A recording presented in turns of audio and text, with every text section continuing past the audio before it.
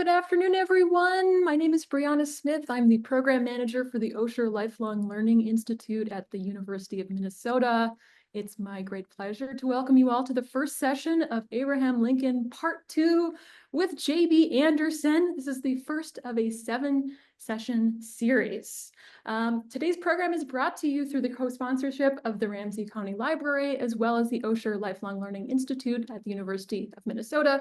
And we are deeply grateful to these organizations for this support. So thank you so much, everyone, for joining us this afternoon. Now I'd love to turn things over to J.B. Andersen. I have a couple of announcements first.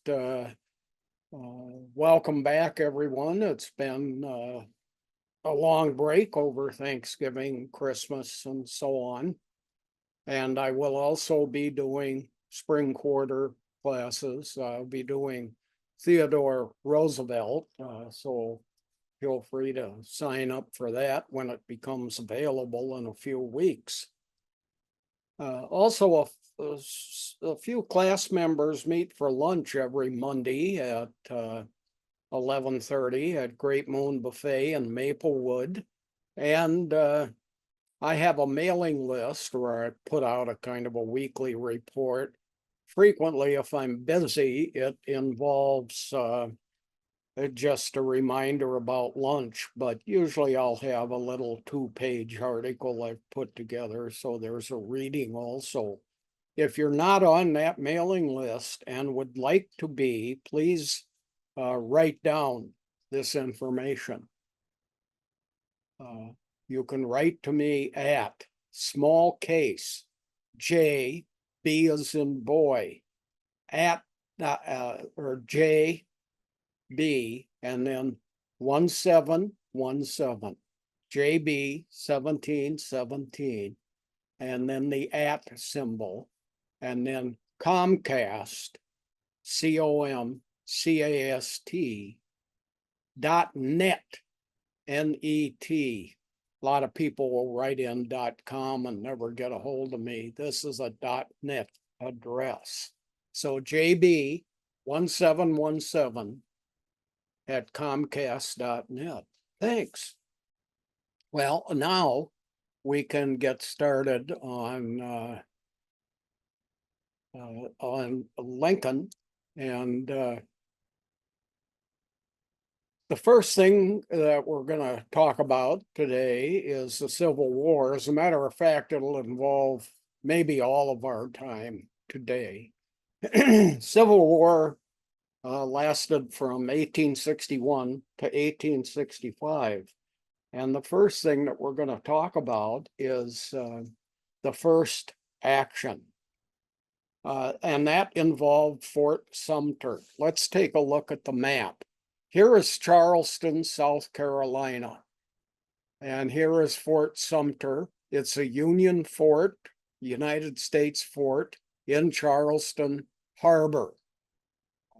And you can see it's built right out in a narrow spot here to protect incoming vessels or scare them away, etc. This was the first attack of the Civil War, was Confederates attacking Fort Sumter. Lincoln had sent supplies to them. The supplies had been requested by Major Robert Andersen, who was pictured here, and he was the commander of Fort Sumter. Supplies included armaments, additional soldiers, food, etc. By the way, too, I wrote all of these notices, or all of this lines that you see here. So I tend to lecture around them. There have been some comments made that, I read, all I do is read from the slides. Well, number one, I wrote the slides. And number two, if you hear it being said and can see it also, the odds of you remembering it and of it settling in are far greater. So that's why it's done this way. Educational research has shown this to be the case. As a matter of fact, people that don't have this information score significantly higher on tests. And there's a graphic on almost every page also. On this particular page, it's Major Robert Andersen, who was the head of Fort Sumter. We're going to take a look at the Civil War, Lincoln's role, and we'll evaluate Lincoln here in terms of leadership and several other characteristics. Alan Nevins is a famous historian who has written about this period of time, the Civil War. He says Lincoln saw the Civil War as really a minor incident, and the Union crisis that centered around it, that he really didn't think this was going to be a big deal.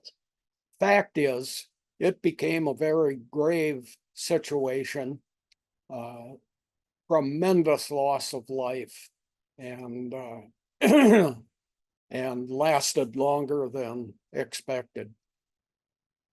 Secondly, Lincoln thought that in the southern states that were seceding, that there was a great deal of support for the North. People were opposed to these states they lived on seceding from the Union. This turned out not to be the case. Union was not an issue in the South. Their concern was that slavery might end, and their concern was states' rights issues. Lincoln's position on slavery versus Union during the Civil War, and this is always very surprising to people. Lincoln was a moderate on slavery. The 1856 party platform of the Republicans called for the abolition of slavery. Lincoln thought that was moving too far and too fast. He was kind of a non-expansionist. Let's leave it alone where it's at, but let's not let it go any further. He saw the Civil War's main issue as the secession of states. They cannot leave the Union. They must remain as part of the Union. So preservation of the Union for Lincoln was the main goal of the Civil War.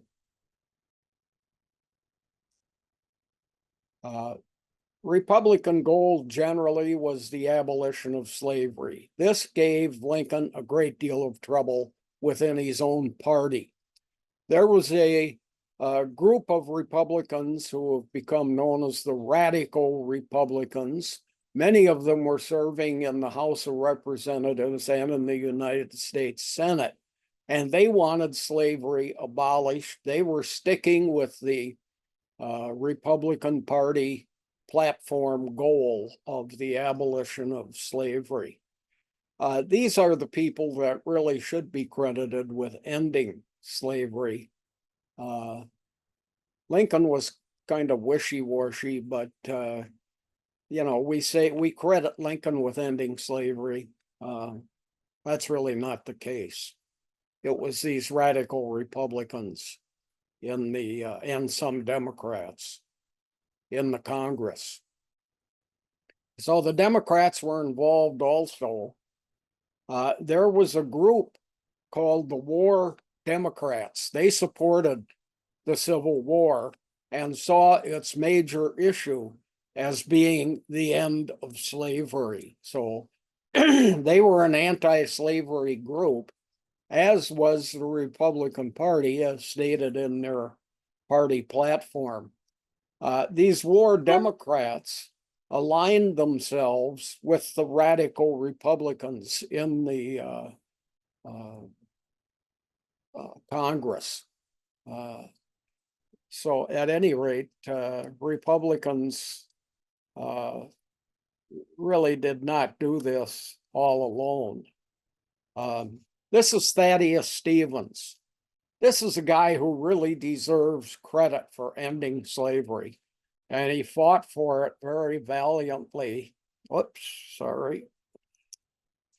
In the Congress. When I was in K-12 school, and like in 8th grade, we had a textbook. And when we got to the Civil War, there was a picture of this man, Thaddeus Stevens. And the teacher said, "Look how horrible he is, frowning." And he was opposed to Abraham Lincoln and Lincoln's policies and so on.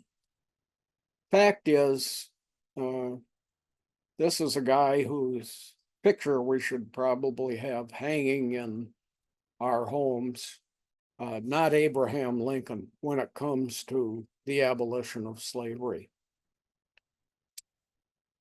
Taking sides in the Civil War is the next thing that we will discuss. The anti-war Democrats were known as Copperheads. Now remember, the war Democrats wanted war and they were opposed to slavery. These are the anti-war Democrats, and they were called Copperheads, or named after the snake, because people didn't like them, so they called them Copperheads. They disliked Lincoln, who wanted war. They didn't want a civil war. There was talk of assassination of Lincoln among Copperheads, but nothing ever came of any of it. Here is the picture enlarged that we saw on the previous slide. Clement Vallandigham, the Ohio representative, is pictured in the left-hand image with those 5 gentlemen. He is seated in the middle, and he was the Copperhead leader. Then on the right, upper right, is a picture of him taken individually. They were opposed to the war, and they felt that states' rights were very important and that states had the right to secede, so leave them alone. Sorry about my cough occasionally. It's allergies. I don't have any of the diseases that are floating about. The reality for Lincoln, he really should rightfully be called the great compromiser. He was kind of a calming influence between different groups concerning the Civil War and slavery maintaining itself or being abolished. And problem is, when it comes to an issue like slavery, is there really any room for compromise? Lincoln's known as the great compromiser. Well, the compromise that he was really trying to work out was no expansion of slavery. Of course, the slave owners and the states who had slavery were opposed to that, because you get two senators from each state in the Senate. And if you can maintain a balance between slave states and free states, so you got the same number all the time, then votes can be tied in the US Senate. People can't control slavery in the North. If all of a sudden you're going to leave 13 slave states and you're going to allow no slavery in new states, and all of a sudden you got 20 states that don't allow slavery and 13 that do, you have lost power in those slave states to maintain your system. That was the concern. But Lincoln's compromise on this issue was non-expansionism. Gettysburg is the most famous battle of the Civil War. Some people say that it was a world decisive battle. It really made a difference in terms of how world politics and military were considered. The Gettysburg battlefield, 19 November 1863. Again, many consider it a world decisive battle. Here is a book by Edward Creasy called The 15 Decisive Battles of the World from Marathon to Waterloo. Waterloo was fought in 1815. This book was written in 1851. So the Civil War had not occurred yet.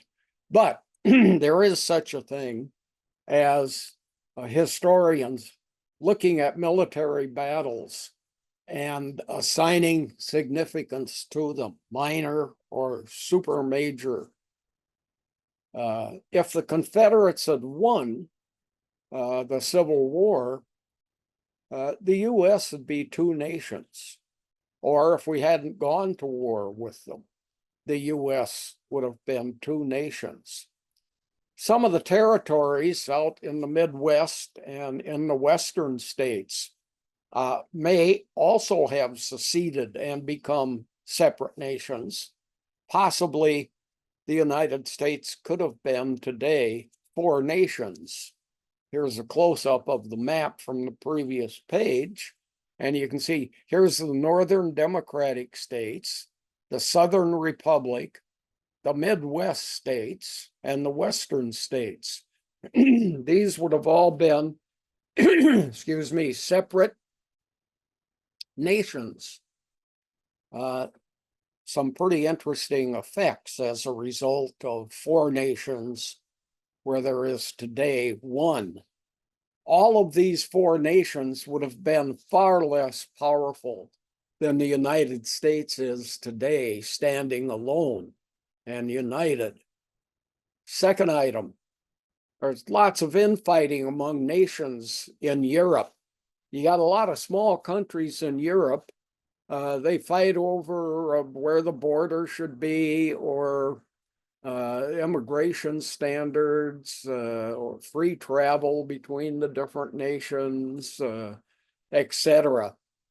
So the United States would probably have ended up as four nations with lots of infighting rather than a separate nation going out and entering into frays all around the world and being a super powerful country in the history of the world.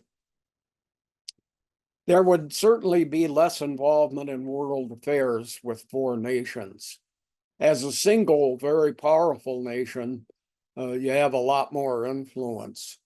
And these four nations that may well have developed where the United States is today would have had so much less power that their role in world affairs would have been diminished considerably. And then each of these areas now being more enclosed, not communicating among themselves, they may well have developed very different languages.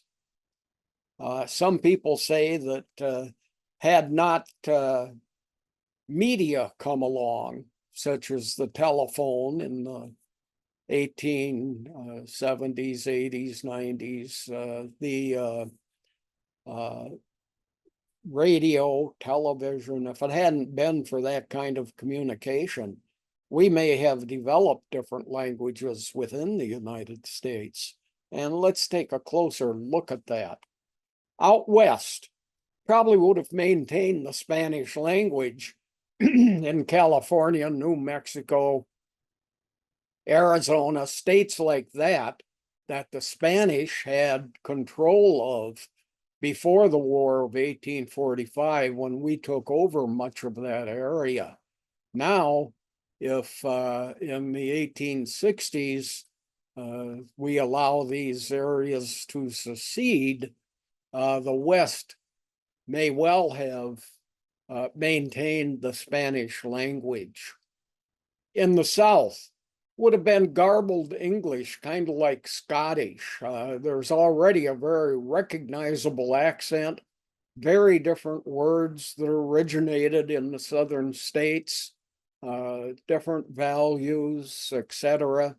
So there might have been English, but it might have been like the difference between England and Scotland or England and Ireland, with words that are quite different and never heard in the northern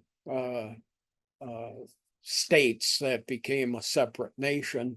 They wouldn't be familiar with a lot of the language, the phrases, the words that were in the southern states.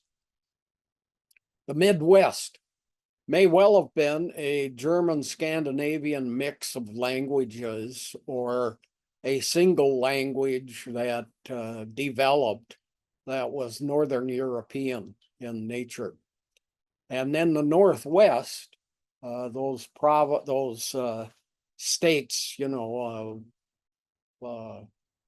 Oregon and Washington and Idaho and those places may well, or I'm sorry, by the Northwest, I mean Maine, Massachusetts, New York, those states, they may well have maintained British English, probably. So interesting. Again, just as we talked about small countries in Europe and lots of infighting as a result, they also have separate languages.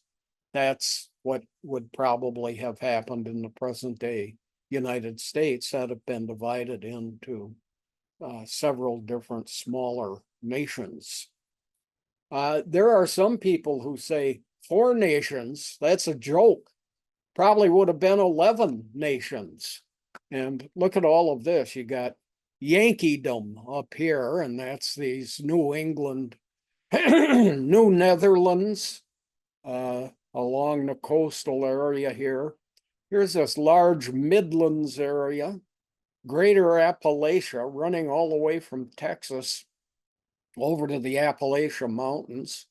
Tidewater would have been a separate nation or group. The southern part of Florida would have become part of the Spanish Caribbean, etc. Here's a left coast.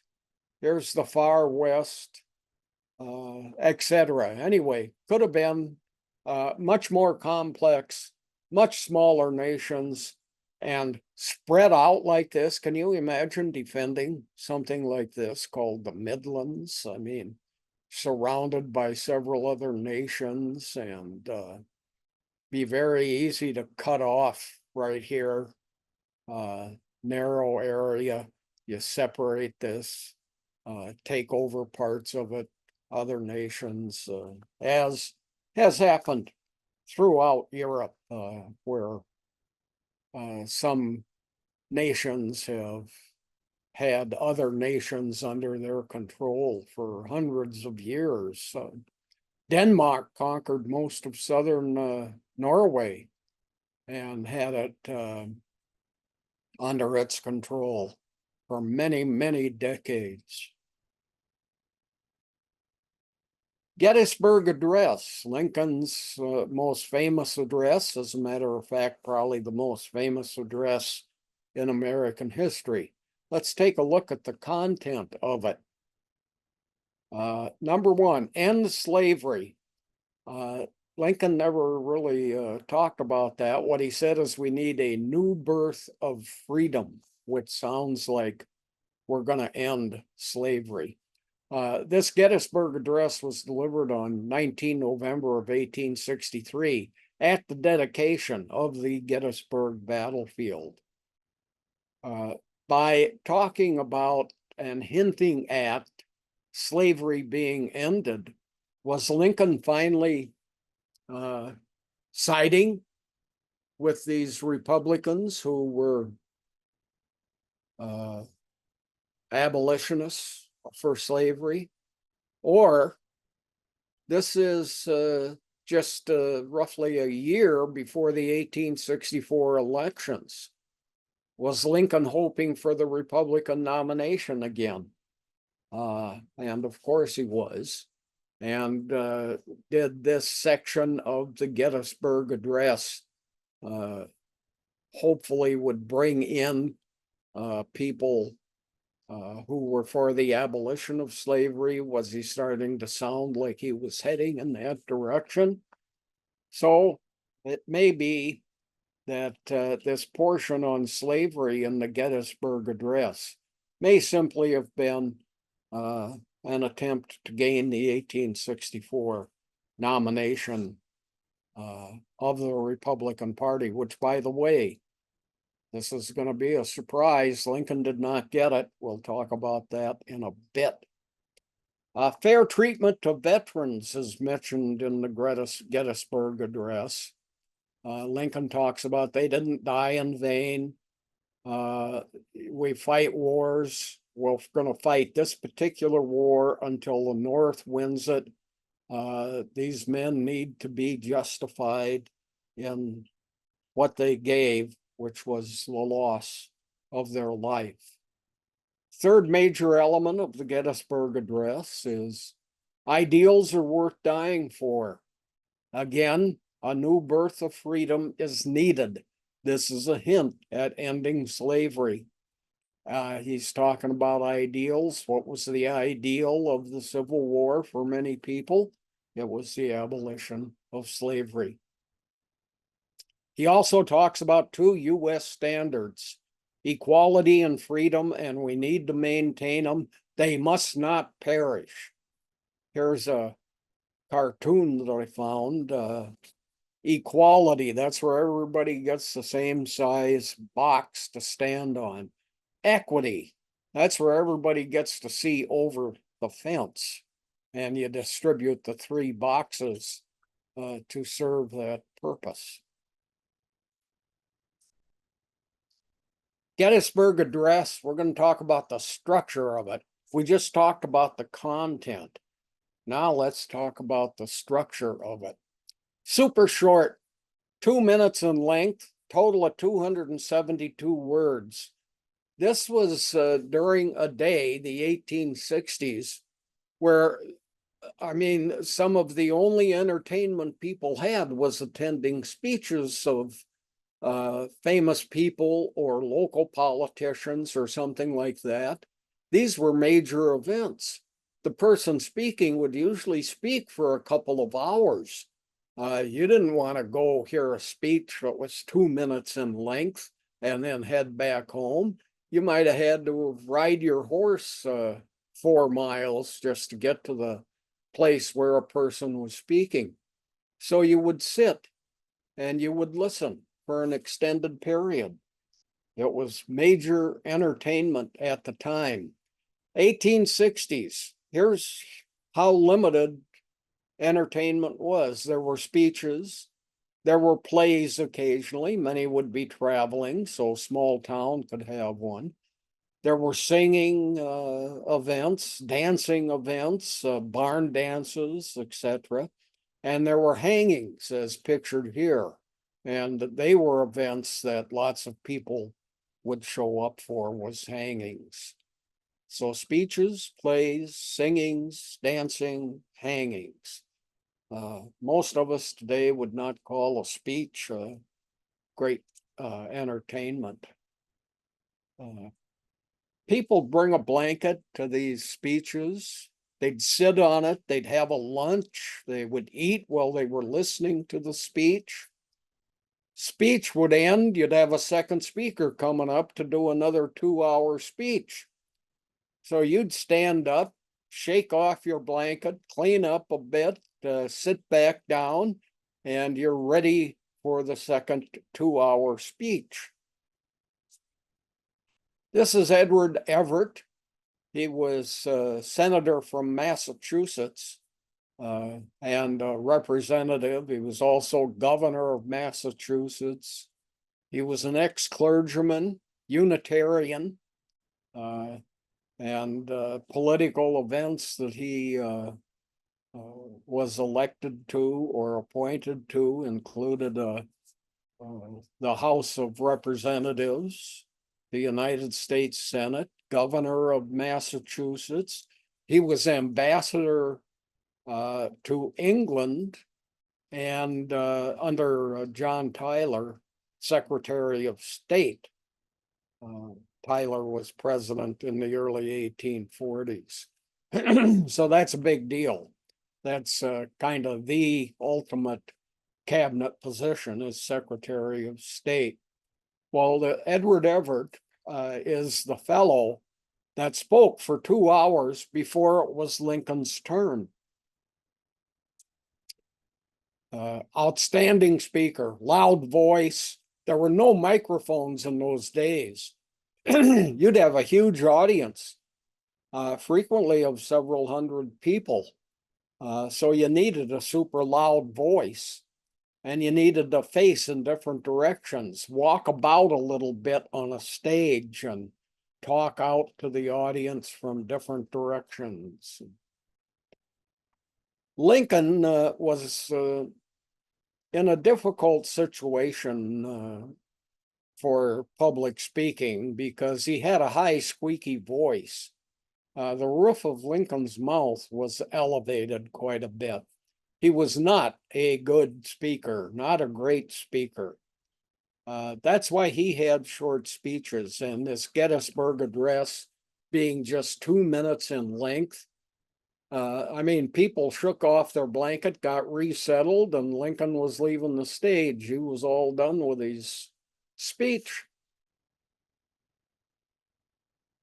School children today memorize the Gettysburg Address. I mean, it's short enough that fifth graders can get it memorized. And here is the Gettysburg Address in its entirety on this single page in 24-point type. So you can see it's short and could be memorized. Civil War, continuing. Lincoln manages the Civil War. Let's take a look at what he did. He played a major role. Many presidents started wars, but they weren't active in the prosecution of the war. Once it started, it pretty much turned it over to generals. Lincoln did not leave decisions about the Civil War up to generals. He didn't leave it up to diplomats. The military and the diplomatic corps were consulted, but Lincoln really played a major role in deciding what was to happen in the Civil War. So he was kind of a president that became in charge of a war. Do not want to see the man in charge? Speak to the woman in charge. She knows what's going on. 7 items about Lincoln managing the war is what we're going to talk about next. Lincoln played a major role in firing and hiring generals. The two most famous are Ulysses Grant, pictured on your left, and John McClellan, who is pictured on your right there. Grant was an attacker. He was criticized. You got way too many people dying under your command. Well, Lincoln really liked the fact that Grant would attack the South, the Southern armies, and McClellan just kept sending messages to Lincoln. I need more troops. I need more supplies.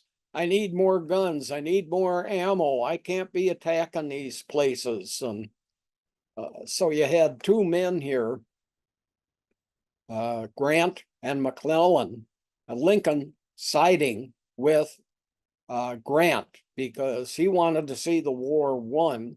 He didn't want to see people waiting for more and more and more. Second, Lincoln called for the blockading of southern ports, which was done and was accomplished. It basically ended the cotton trade worldwide. People, countries from all over the world would come into southern port cities and pick up cotton. So no goods were going out, no goods were coming in for the South. This was a major disadvantage to the South during the war, and a very smart move that Lincoln was demanding of the military, that southern ports be blockaded. Now, the unfortunate or difficult part of this is it made other countries who could not get this cotton very unhappy. What are they going to do about it? Maybe they'll enter the United States Civil War on the side of the South where they have an economic interest because of the cotton trade. That did not happen, fortunately, for the North. Constitution, Article 1, Section 9. The privilege of the writ of habeas corpus shall not be suspended unless when in cases of rebellion or invasion, the public safety may require it. Habeas corpus is a document that states if you are arrested for a crime, you must be charged with that crime. In the United States today, it's within 72 hours or you will be released. So you cannot be held. Habeas corpus means you cannot be held by the government unless you are charged with a crime. So you can't just arrest somebody and let them sit in jail for a year, not knowing why they're there even. And you can see from the graphic here, there's a Laurel and Hardy movie called Habeas Corpus. There they are. Can't tell you how to watch it. It's a Metro-Goldwyn-Mayer film, but not something we can dive into. More on habeas corpus. In Baltimore, Maryland. Now, Maryland was a slave state, but it never seceded from the Union. And there were Southerners there who supported the South, however. Union soldiers would be brought in on a train into Maryland, heading south where there were battles. And they were needed in those battles. What are we going to do? Well, here's all these soldiers. We don't want them getting to the South where they can fight against the Confederacy. So many people in Baltimore, Maryland, who were supportive of the South would not let these soldiers off the train. They would have to transfer from one train to another train that was heading to a different area. Excuse me. So no changing of trains. And this is what made Lincoln suspend habeas corpus, was these incidences in Baltimore, Maryland, of Southern supporters attempting to stop the transport of soldiers.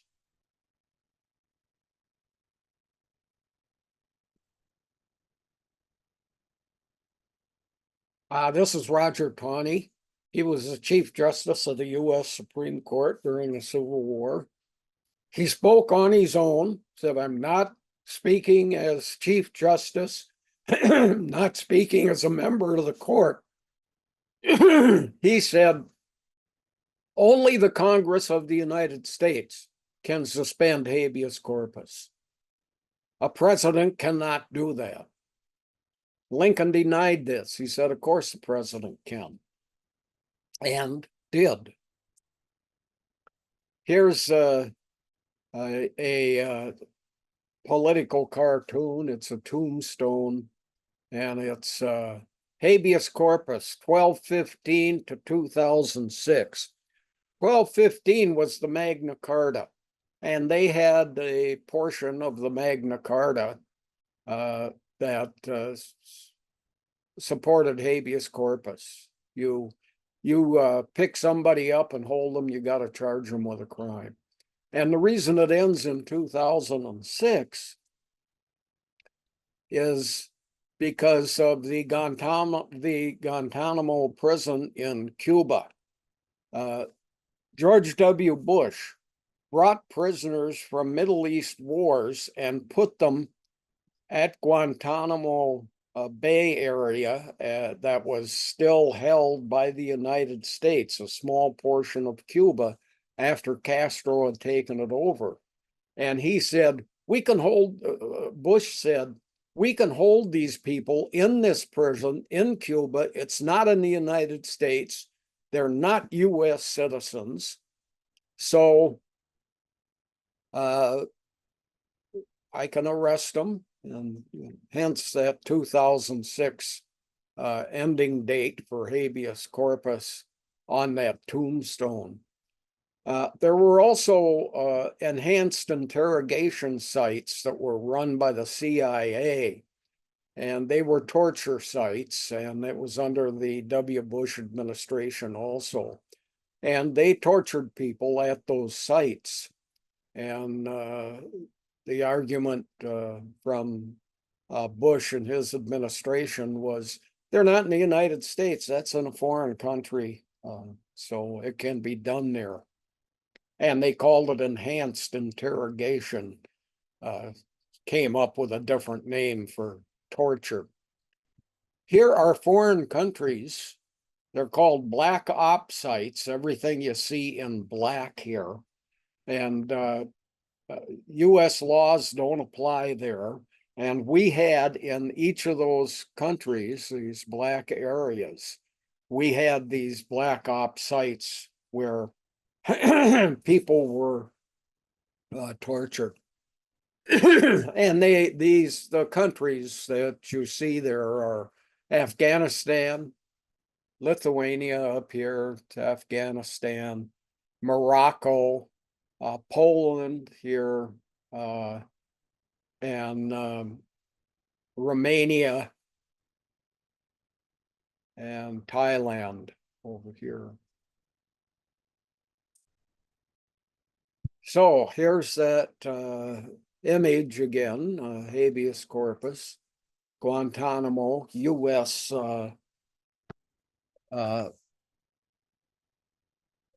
territory in Cuba. 1215, again, the Magna Carta in England, signed by the king. He was forced to sign it. It gave lots of rights to the British nobility, rights they did not have. Then in 2006, under W. Bush, no charges are needed for people that the United States arrests but holds in foreign countries. Guantanamo, that's US territory in Cuba. Torture sites in Eastern Europe. In 1679, now in 1215, the Magna Carta in England allowed habeas corpus. 1679, a law was passed in England that also supported habeas corpus. Lincoln suspended this in the US. That is allowed by the Constitution. Now, who can do it became a big argument, as I'd stated earlier. Can only Congress do it? Can the president do it? Lincoln did it, and it held. It's the only time it's ever been suspended in US history. Lincoln also kept the British out of the war. British manufactured an incredible amount of clothing, and that clothing was made in large part by cotton that was obtained from the South. Britain could no longer get that cotton. Lincoln had blocked all the ports. Britain could have sided with the South due to this cotton trade. That is a concern. The Emancipation Proclamation occurred during the Civil War, and it deals with slavery.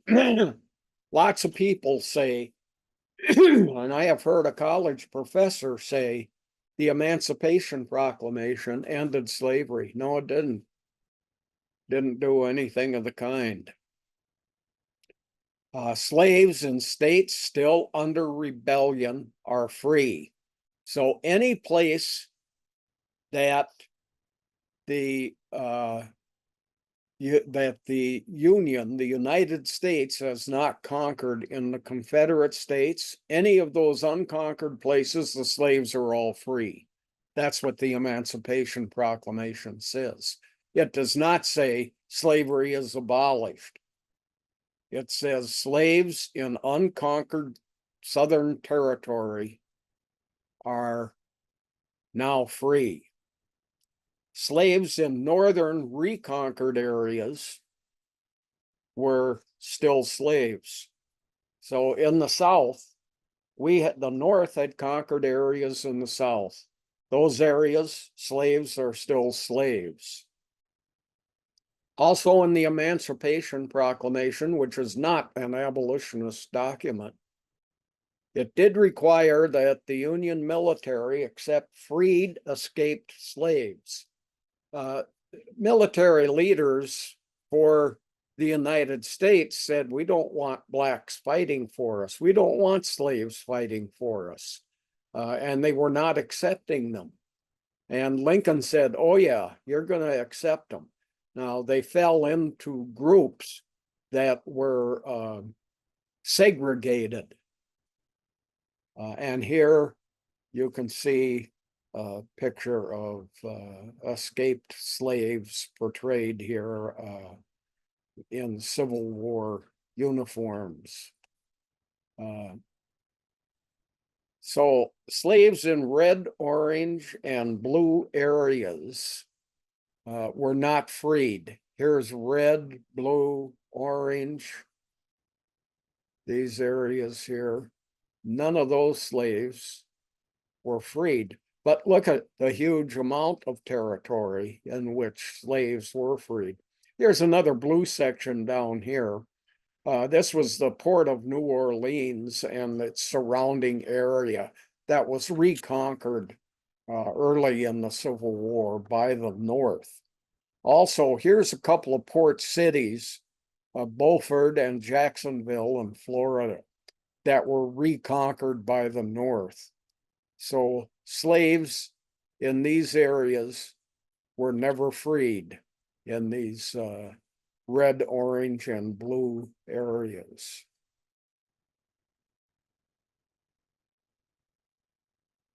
Slave states that never seceded were asked to abolish slavery.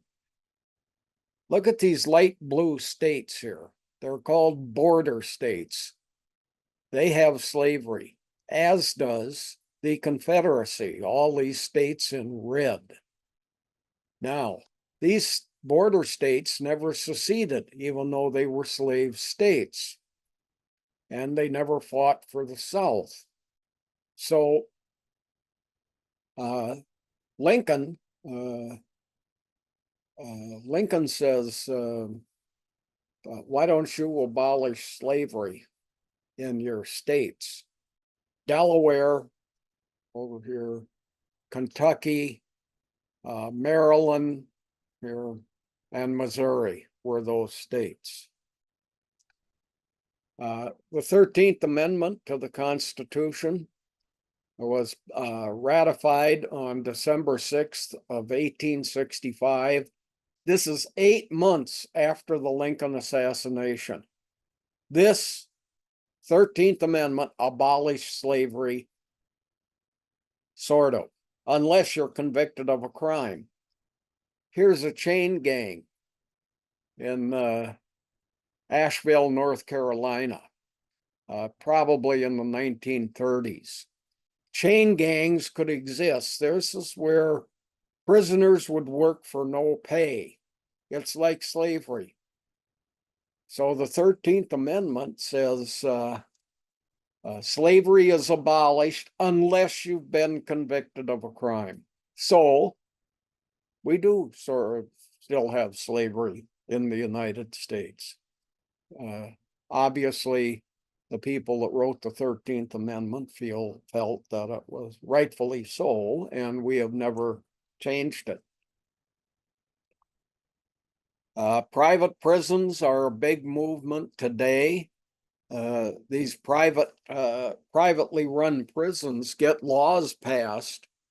They want maximum sentences only. They don't say you're going to have to serve 23 to 35 years. No, make it 35 years. That makes the private prison have a nice larger population. They're getting more money from the states to run those prisons then.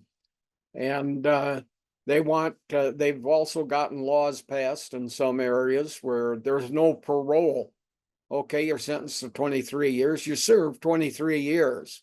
You don't get out after 17 years because you've been a good prisoner or whatever. Again, more pay to the privately run prisons in the US. 3 items that Lincoln pronounced during the Civil War period are if you are a seceded state, don't go to war, don't spill any blood. Well, the South really liked this. I mean, we can stay seceded as long as we don't go to war. He's basically proclaiming that if you're a seceded state and you don't go to war with us, then that's fine. You've seceded. US forts in the South will not surrender. So there were United States forts all over the Confederacy, and there were Union or United States troops in them, and they were to defend them. This is a fort in Georgia from the Civil War time that has been maintained as a museum. It's Fort Pulaski in Georgia. And you can see here's a couple of modern day visitors to this Civil War fort. Lincoln called up 75,000 troops to protect those forts in the South. Well, South didn't like that. So no attacks on the South. No fort is going to surrender. And 75,000 troops are called up. So if there's no war, you can remain a slave state. If you leave our forts alone, and because they're not going to surrender, and we're sending more troops in. Well, these 3 items were done just 6 weeks into the Lincoln presidency. Now, the question is, are these acts of war against the South? Boy, you send 75,000 troops into somebody's neighborhood, which, of course, federal government had the right to do, but that scares lots of folks in those southern states. And you proclaim that none of those federal forts are going to surrender, even though you believe in states' rights and you have seceded from the Union. That's pretty much an act of war, yes, I would say so. Actions against the Confederacy. Number 1, it expanded the war powers beyond what previous presidents had done. So a lot of these actions Lincoln was taking as president really empowered the presidency. A lot of people, states' rights was a big argument in the 1800s. The Congress and the presidency, those were federal positions. And now they're saying that they have a lot of control over what goes on in other places. And such as state and local government. Lincoln blocked Confederate ports, and these were not just ports on oceans. Excuse me. These were ports on rivers in the U.S. too.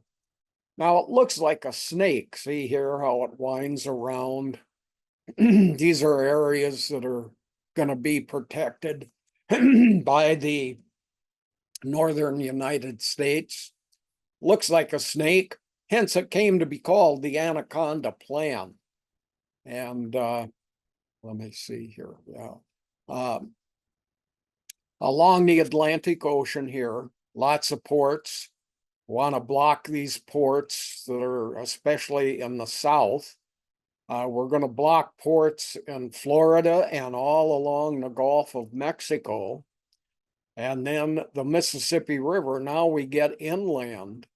And the Battle of Vicksburg was decisive in controlling the Mississippi River for United States forces. And then you go up to Cairo, Illinois, and you got the Ohio River there. So Lincoln has called for the blockading of ports all along the Ohio River, the Mississippi River, the Gulf of Mexico, and the Atlantic Ocean.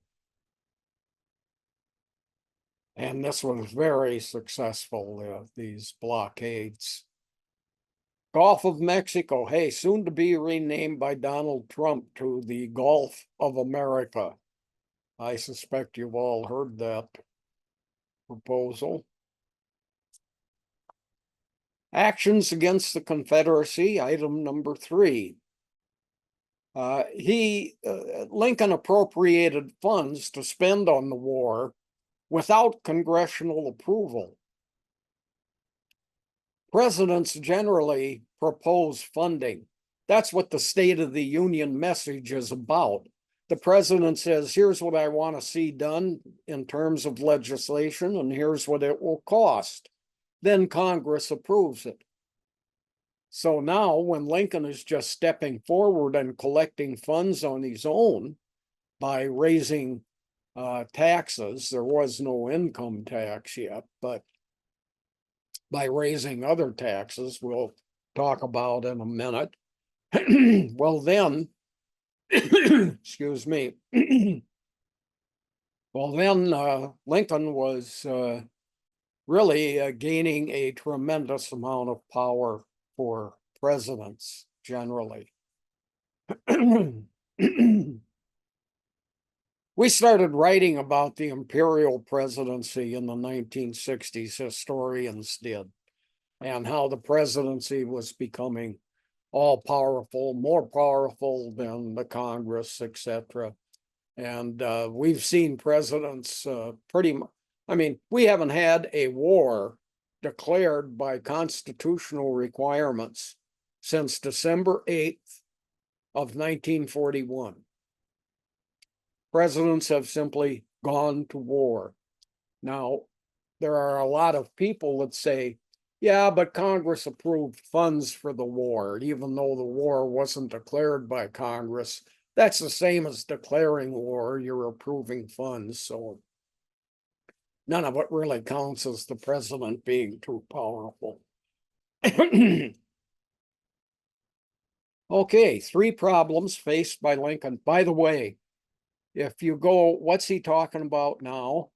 This area at the top in the light gray shows you what topics we're on for this slide.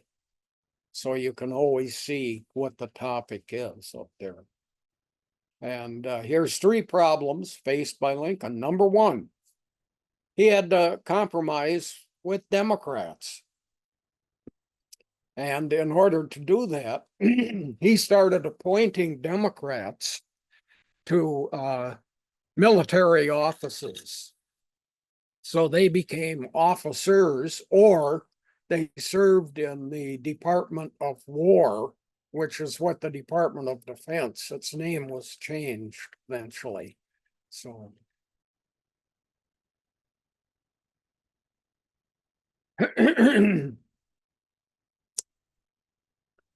he was criticized for not compromising on slavery.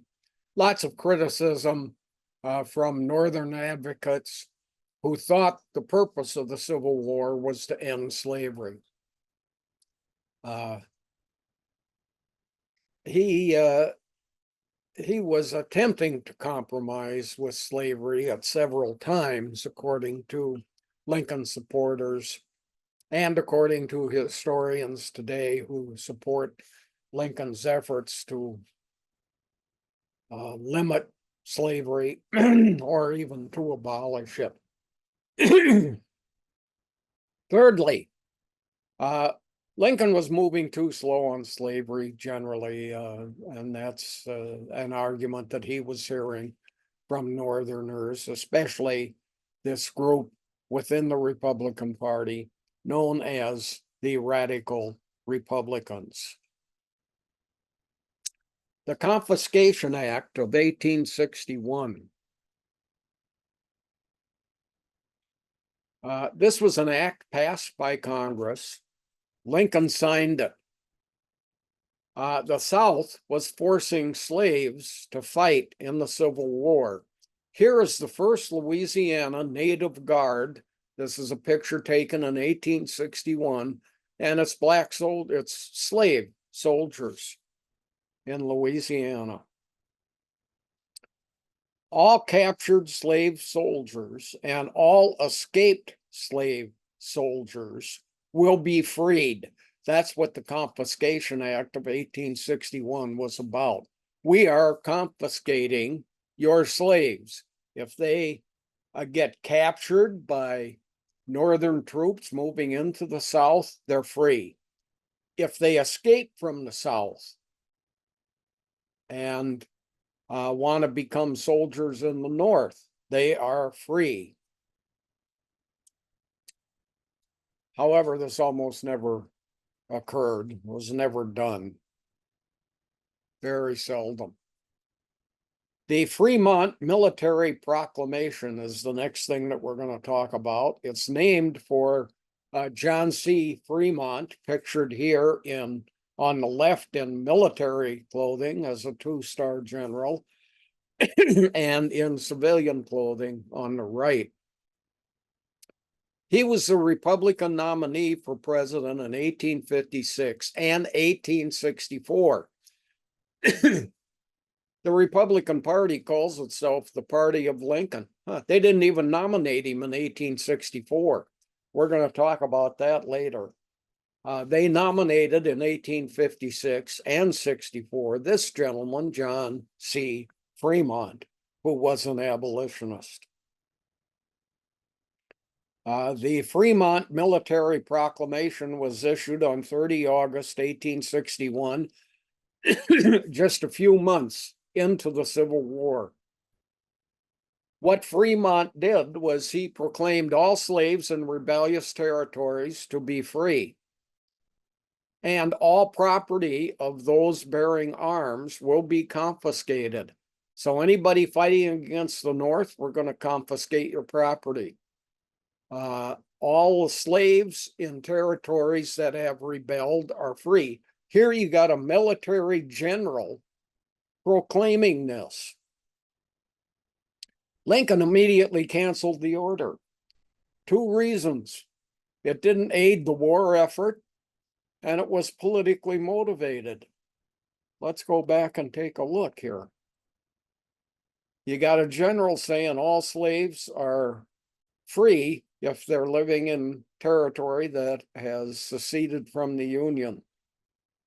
And all property is going to be confiscated from people who are bearing arms against the United States. Okay. I'll bet Lincoln didn't like that. The same thing happened to Taylor Swift in Vienna. Her event got canceled. When Lincoln canceled the order, 3 slave states had not seceded, and they then volunteered 40,000 troops to the Union. Lincoln said, all these 2 items that Fremont has stated about freeing slaves, and no, that doesn't count. I've got more power than he does. I cancel his order. And the aid that then came to the North from the border states that had not seceded, Kentucky, Maryland, and Missouri, was a substantial number of soldiers, 40,000 approximately in number. The Trent affair, the Trent is in italics because it's the name of a ship. Lincoln was concerned about foreign affairs. What if they support the South, some foreign countries? Trade might be the issue. This is William Seward. Seward was the Secretary of State under Lincoln, and his major job was to see to it that foreign countries did not become involved in the United States Civil War. He wanted to maintain foreign neutrality, and that's what Lincoln wanted him to do. Kind of a side note here. After the Lincoln assassination, Seward always had his photographs taken in profile, such as you see here. Now, the reason is Seward was a target of the group of assassins John Wilkes Booth assigned to Lincoln. There was 2 men assigned to assassinate Seward.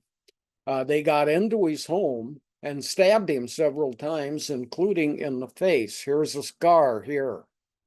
So he always did these profile pictures so you couldn't see the right side of his face, which had lost muscle control due to this stabbing.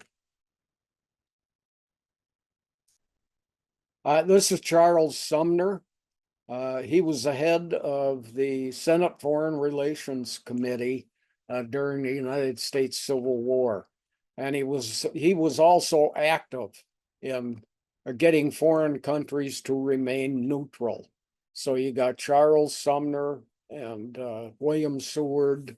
These people are backing Lincoln in trying to keep foreign nations out of the Civil War, even though it would be within their best interest to get involved, their economic interest, that is.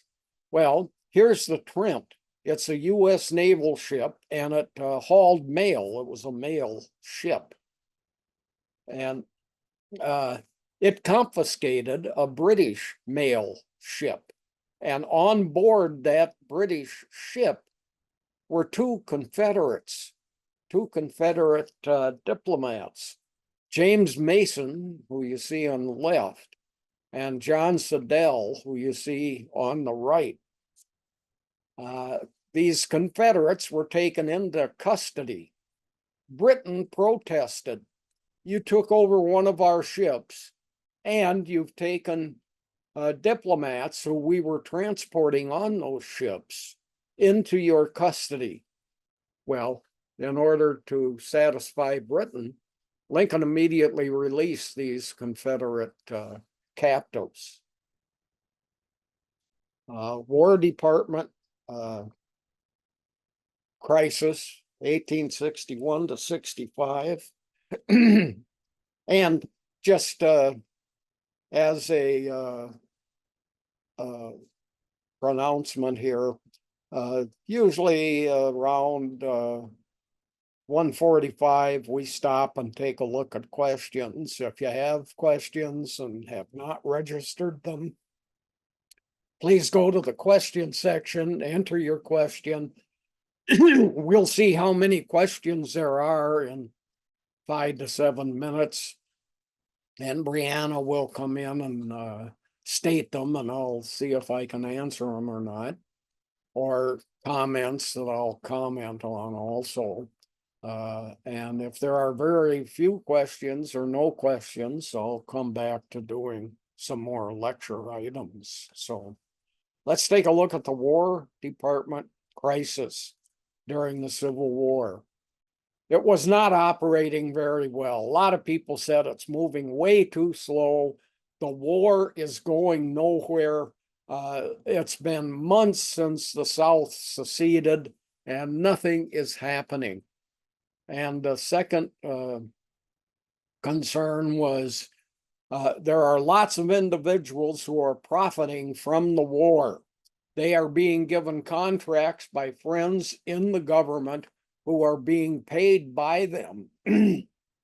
And they're delivering goods or services at a massive profit margin. So difficulty with the War Department. War's too slow. You're spending too much money and you're enriching the lives of your already rich buddies. This is what a lot of critics in the modern world say about defense spending today. The name of the War Department was changed after World War II from the Department of War to the Department of Defense. No longer sounds like we're waging war, we're just defending ourselves.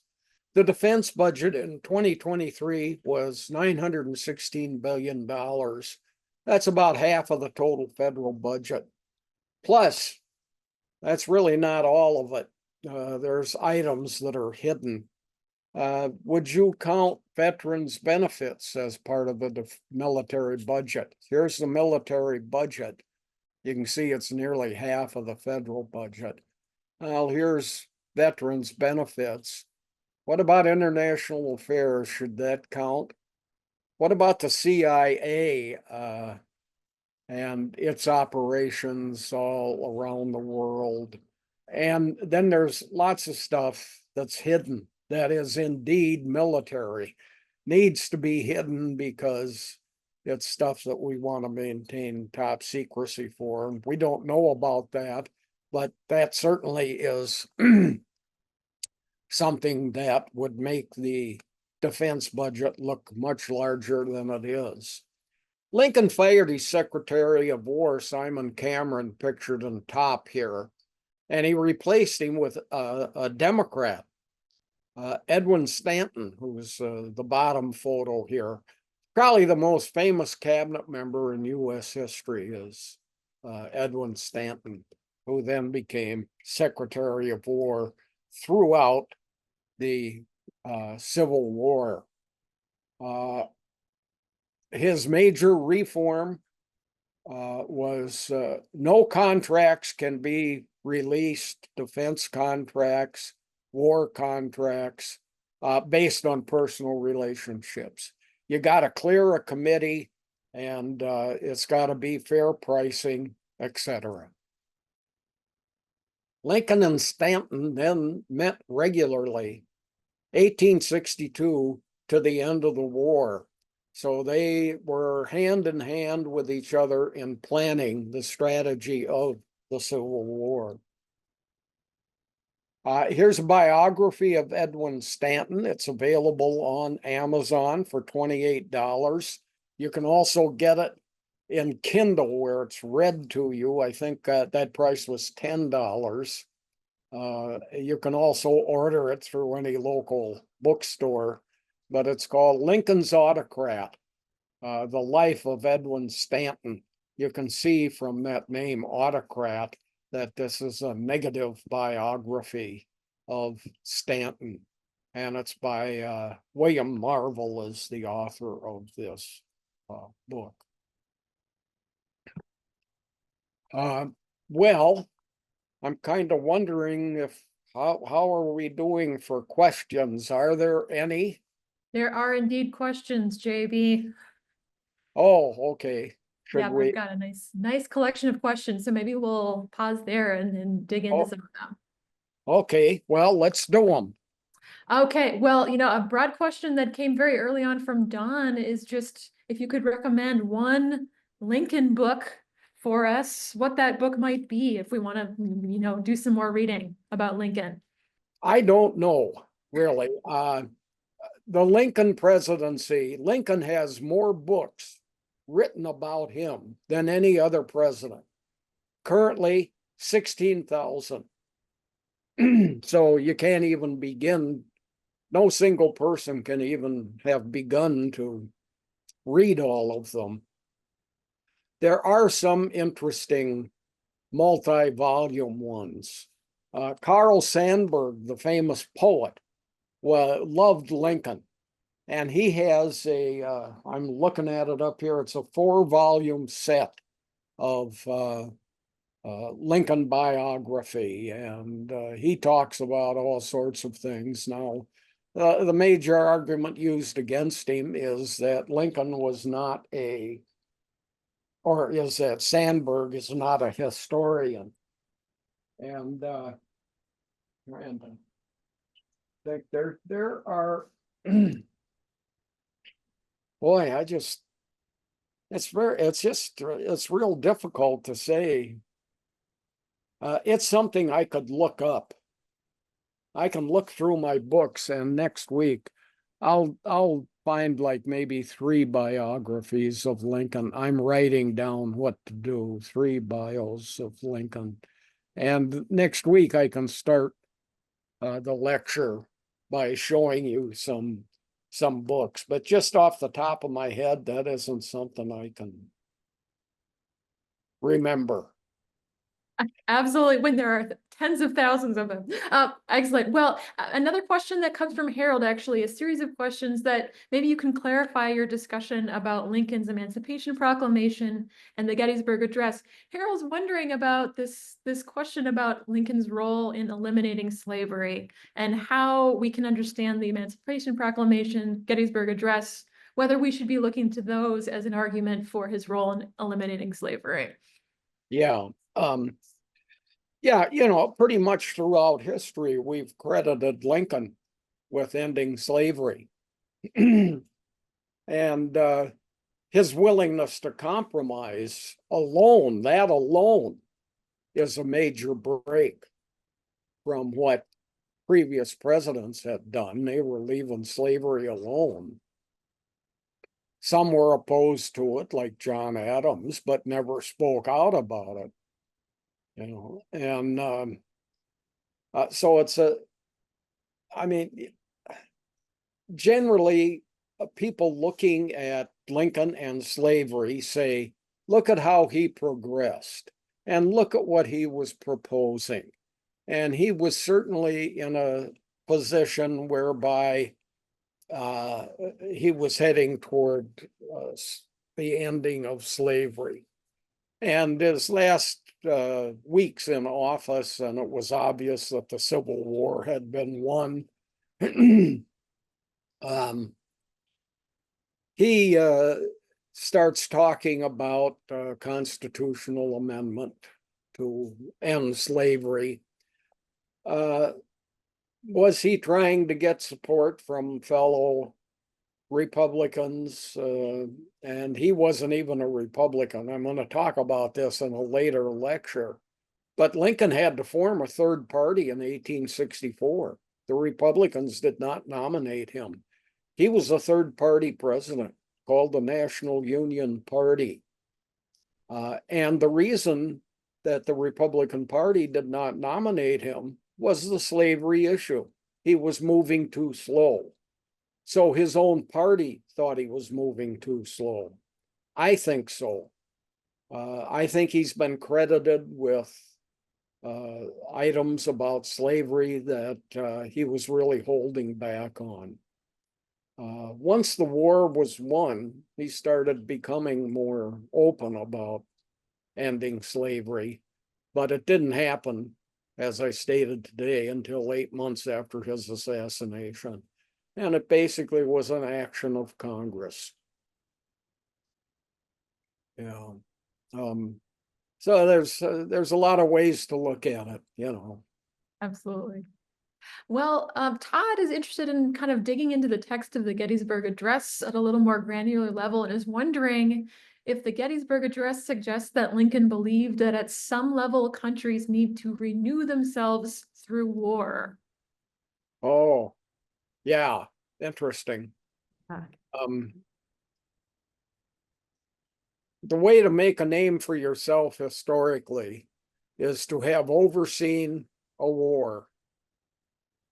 I mean, it puts you in the history books. A lot of people say it's Jimmy Carter's major failure. You know, they didn't have any big war. Um, but yeah, certainly going to war is a major. Uh, uh, the study of different aspects of history is called historiography. One of the schools of historiography is individuals make history happen. Used to be called the great man theory. It's now called the great person theory. And it's people in high positions that make stuff happen. History, as it's taught throughout most of the United States, is about great people and about military adventures. Now, we also in historiography, there's a school called social history. What was it like for common people living in the 1800s or in the 1200s? And so you get all these different kinds of schools of history. The one that we've emphasized is military and political. Does that speak to the question? I believe it does, and gives us even more kind of insight into the different ways we can study history and think about history. There's a series of questions that are kind of interested in that map you had pulled up about the areas that were freed from slavery, areas that were not. Can you remind us or kind of clarify why certain areas were not freed from slavery, but the South was, as well as you had mentioned Lincoln asked the borderline states to free their slaves. Did they follow suit? Well, when Lincoln issued the Emancipation Proclamation and he said all territories not conquered by the federal government, by the United States, those slaves are all free in unconquered territories. Areas that we have reconquered, they're still slaves. Well, what's interesting about that, and I'll cover it in a future lecture, is there were 4 million slaves in the United States when he said that. He freed 3.5 million of them that were still living in unconquered territories in southern seceded states. Pretty big effort. And again, it's an argument that's used by people that say, yeah, Lincoln was on the road to abolishing slavery, But Lincoln's major concern was if we say we're going to abolish slavery, the South will fight even harder and longer. Mhm. He frequently said, I want the killing to stop. Elizabeth has a question. Did Lincoln ever have a bodyguard? Oh, Lincoln, oh, yes, he did. Yeah. The Secret Service was not yet founded. And once it was founded, it worked within the Treasury Department, trying to find people who weren't paying. There was no income tax yet, but they weren't paying excise taxes and things like that. But Lincoln's situation became so dramatic that he became the president that had bodyguards as a result. And he was bodyguarded the night he was assassinated. But the man who was guarding him, who would stand outside the door of the presidential box at Ford's Theater, he decided he was thirsty, and he went to find some alcohol at a nearby bar and ended up not guarding Lincoln, and that's how Booth got into the presidential box that evening. So it was not as secure a situation as the Secret Service has become. It was not until after the assassination of three presidents, Lincoln, Garfield, and McKinley. Finally, in 1901, we said, okay, we got to guard these guys. Secret Service already existed. They said, you're going to take on that role, that function. And since that occurred, there's been one presidential assassination, and that was John F. Kennedy. And presidents are then guarded after they leave office also. And that has varied, from no guards after you leave office to we'll do it for 10 years to so on. But yeah, it's, and of course, there's been many attempts, many more attempts, and especially smaller handguns and easier to hide things, and presidents speaking out in the open, and